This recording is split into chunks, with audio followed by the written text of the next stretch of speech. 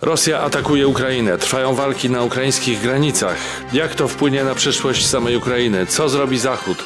Oraz czy Polska jest bezpieczna? Między innymi o tym będzie w dzisiejszym specjalnym wydaniu WTS. Czwartek, 24 lutego. Maciej Orłoś, zaczynamy. Dzisiejszy WTS będzie na poważnie, ponieważ trudno o żarty w sytuacji, gdy nad ranem z rozkazu Władimira Putina Rosja zaatakowała Ukrainę.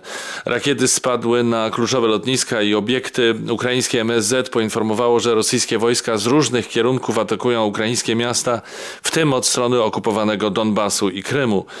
Nutą optymizmu w tej krytycznej sytuacji jest to, że wbrew dość częstym pesymistycznym przewidywaniom, świat zachodni jednoznacznie stoi po stronie Ukrainy i nawet Niemcy już nie ograniczają się do wysłania na Ukrainę hełmów. Rząd w Berlinie postanowił zablokować rozwój gazociągu Nord Stream 2, czyli najważniejszej w ostatnich latach z punktu widzenia Rosji inwestycji energetycznej. To z pewnością zaboli. Co boli bardziej, to fakt, że są już pierwsze ofiary. Jak informuje MSW Ukrainy, w wyniku rosyjskich ataków zginęło co najmniej 50 osób. To są dane, którymi dysponuję teraz, nagrywając WTS. Przedstawiciel MSW Anton Heraszczenko poinformował o ofiarach i rannych w obwodach odeskim, sumskim i donieckim. Według zapewnień liderów krajów Zachodu szykują się kolejne sankcje. Uderzają w rosyjską gospodarkę. Pytanie, czy to w jakikolwiek sposób zatrzyma zapędy Putina. Tuż po godzinie 10 prezydent Zełenski poinformował o zerwaniu stosunków dyplomatycznych Ukrainy z Rosją.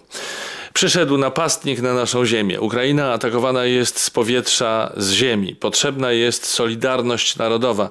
Musimy odpierać atak. Musimy utrzymać państwowość naszego kraju. Tak powiedział Zełenski. Wcześniej prezydent Ukrainy ogłosił stan wojenny na terenie całego kraju. Шановні громадяни України, сьогодні вранці президент Путін оголосив проведення спеціальної військової операції на Донбасі. Росія здійснила удари по нашій військовій інфраструктурі та по нашим прикордонним загонам. В багатьох містах України було чутно вибухи. Ми вводимо воєнний стан на всій території нашої держави. Хвилину тому я провів розмову з президентом Байденом. Сполучені Штати Америки вже почали гуртувати міжнародну. Co to wszystko oznacza dla Polski? Eksperci uspokajają, że Polska nie jest na celowniku Putina. Mark Brzeziński, nowo powołany ambasador USA w Polsce, zapewnił o wsparciu Stanów Zjednoczonych dla Polaków. Nigdy nie było większego porozumienia między siłami amerykańskimi i polskimi jak dzisiaj. Władimir Putin powinien jasno zrozumieć, że Amerykanie i Polacy stoją ramię w ramię i są gotowi na każdy scenariusz. Tak powiedział w czwartek w wywiadzie dla TVN24 ambasador USA w Polsce, Mark Brzeziński. Niezależnie od obecności amerykańskich wojsk w Polsce, nad ranem dowództwo polskiej armii wprowadziło pierwszy stopień gotowości bojowej. Żołnierze dostali rozkaz powrotu do koszar, cofnięto im też urlopy i wyjazdy służbowe. Jak donosi Onet, nasza armia sprawdza również swoje zapasy oraz stan rezerwistów do mobilizacji i operacyjnego rozwinięcia. Działania te na szczeblu dowództw zostały podjęte dziś rano, jak mówią nasi rozmówcy. Dalsze kroki będą uzależnione od rozwoju wypadków w Ukrainie i ruchów rosyjskich wojsk. Robimy wszystko, co konieczne w tej sytuacji, zapewnia nas wysoki rangą oficer polskiej armii. Teraz dwa słowa do Ukraińców, zarówno tych w Polsce, jak i na Ukrainie. Otóż chciałbym, żebyście wiedzieli, że my, Polacy, jesteśmy z wami. Więc bądźcie silni, bądźcie razem, a my będziemy relacjonować to, co się dzieje. Ja również, nie tylko tu, ale na innych moich social mediach, czyli będę robił to, co powinien robić każdy, zresztą nie tylko polski dziennikarz. Głos zabrał prezydent Andrzej Duda. To, co dziś obserwujemy, to bezprecedensowy akt agresji i gwałtu na wolne i suwerenne państwo. Rozmawiałem dziś z prezydentem Zełenskim, który na bieżąco relacjonuje mi sytuację. Chcę zapewnić jasno, stoimy po stronie Ukrainy. Mam nadzieję, że rosyjska władza dojdzie w końcu do wniosku, że to się nie opłaca ani im, ani obywatelom, ani nikomu. Zapewniam, że jako członek społeczności międzynarodowej zrobię wszystko, by to, co dzieje się na Ukrainie, zostało jak najszybciej zatrzymane. Apeluję do rosyjskich obywateli, aby nie sekundowali władzom. Apeluję o zaprzestanie działań wojennych, o pozostawienie Ukrainy w spokoju. Tak mówił prezydent Andrzej Duda. Andrzej Duda wezwał także do jeszcze ostrzejszych sankcji przeciwko Rosji, a przede wszystkim stwierdził, że Ukraina zasługuje na status państwa kandydującego do Unii Europejskiej. To bardzo ważne słowa i cieszy, że Andrzej Duda w końcu wyszedł z ukrycia i swoją aktywnością działa rzeczywiście na rzecz rozsądnej polityki międzynarodowej, a nie tylko na rzecz partyjnych kolegów, tudzież na rzecz otwarcia stoków narciarskich na przykład.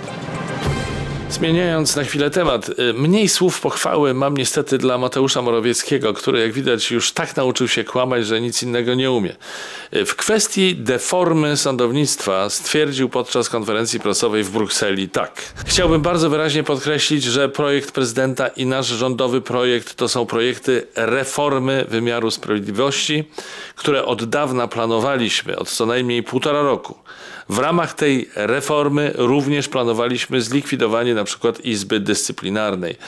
To, że dzisiaj oczekiwania Komisji Europejskiej w tej sprawie zbiegają się z naszymi oczekiwaniami, to można powiedzieć, że akurat szczęśliwie tak się złożyło.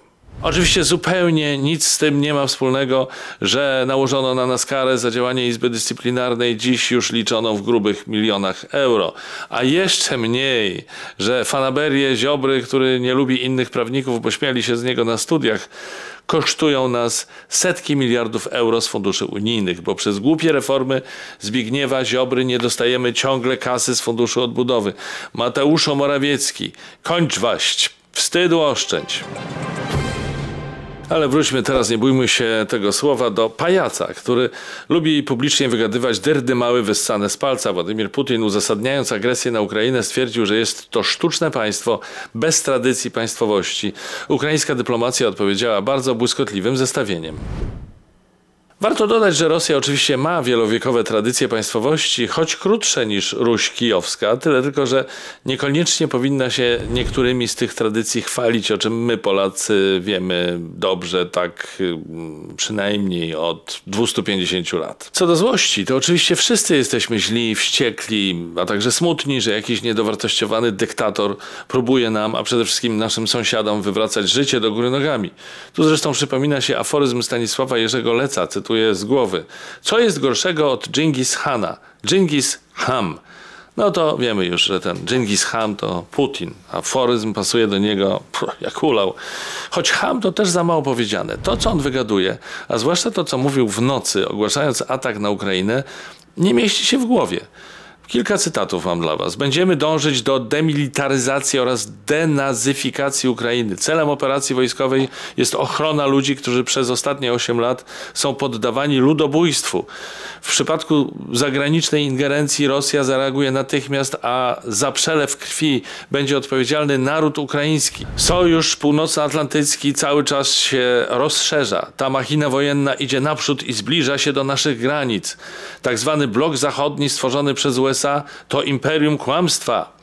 Putin wezwał ukraińskich wojskowych do złożenia broni i niewykonywania przestępczych rozkazów.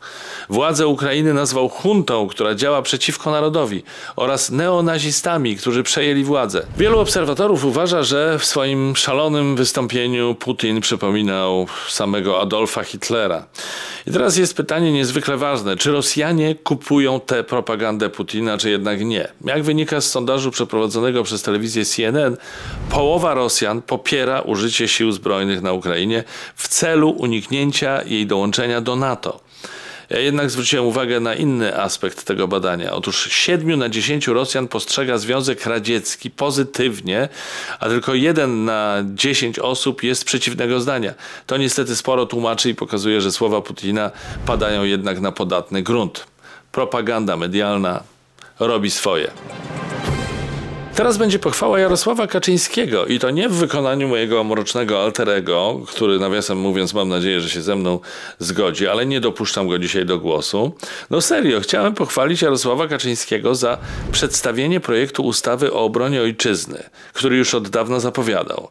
Nie będę się wdawał w szczegóły, bo one rzeczywiście mogłyby być przedmiotem jakiejś tam krytyki, ale cieszę się, że Kaczyński chce stawiać na jakość, a nie na ilość. Oczywiście zamierza zwiększyć zwiększyć liczebność wojskowych, ale jednocześnie deklaruje zamiar daleko idącego unowocześnienia armii. Niby nie ma w tym nic nowego, ale z drugiej strony były szef MON, szalonooki Antoni Macierewicz, optuje dziś za przywróceniem powszechnego poboru do wojska. Dobrze więc, że przynajmniej Kaczyński zdaje sobie sprawę, że tak zwana branka to jest przeżytek XIX wieku. Oczywiście można mieć wątpliwości, czy znajdzie się tylu ochotników, żeby spełnić militarne ambicje prezesa PiS. Zwłaszcza, że dziś specjalistów armia szuka w pośredniaku.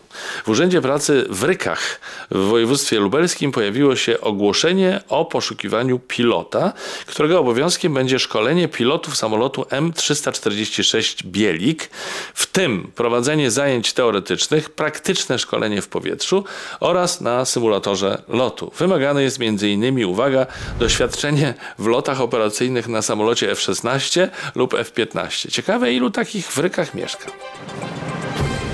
Ale wracając do Rosji, jest jeszcze sprawa bojkotu Rosji jako organizatora i gospodarza różnych wydarzeń sportowych, na przykład piłkarskich. Działacze i piłkarze dyskutują o tym intensywnie. Ja od dawna uważam, że świat sportu kompletnie nie reagował na różne zachowania, albo prawie kompletnie na różne zachowania Rosji Putina, ale teraz zwrócę uwagę na wątek meczu, który polska reprezentacja ma rozegrać 24 marca w Moskwie. To będzie spotkanie z Rosją w ramach barażów o awans do tegorocznego mundialu w Katarze. Jeszcze wczoraj Zbigniew Boniek stwierdził, że nie ma dla Polski bardziej bezpiecznego miejsca do rozegrania meczu niż Moskwa. Dziś już Boniek ma nieco inne stanowisko. Życie nie polega na tym, że kto głośniej i pierwszy krzyknie ma rację. Ja już napisałem do prezydenta UEFA w tej sprawie. Oczekuję i jestem pewny, że będzie reakcja. Była to bezpośrednia odpowiedź na apel Jarosława Królewskiego, współwłaściciela Wisły Kraków, a apel ten brzmiał tak i od razu mówię, że w 100% się pod nim podpisuję. Proszę pana serdecznie, niech pan kopnie swoich kolegów z UEFA, FIFA w 4 litery jak należy i choć raz niech ruszą tyłki w ważnej sprawie, tak aby hasła takie jak szacunek, głoszone przez FIFA i UEFA miały realne odzwierciedlenie w polityce tej organizacji. Jeszcze jedna sprawa związana z Putinem i Rosją. Jeśli ktoś miał wątpliwości, że Donald Trump jest palantem, to mam nadzieję, że teraz te wątpliwości zostaną rozwiane. W wywiadzie telewizyjnym powiedział tak, cytuję za Rzeczpospolitą. Znam Putina bardzo, bardzo dobrze. Bystry facet. Rosyjskie siły na wschodzie Ukrainy to najsilniejsze siły pokojowe, jakie kiedykolwiek widziałem.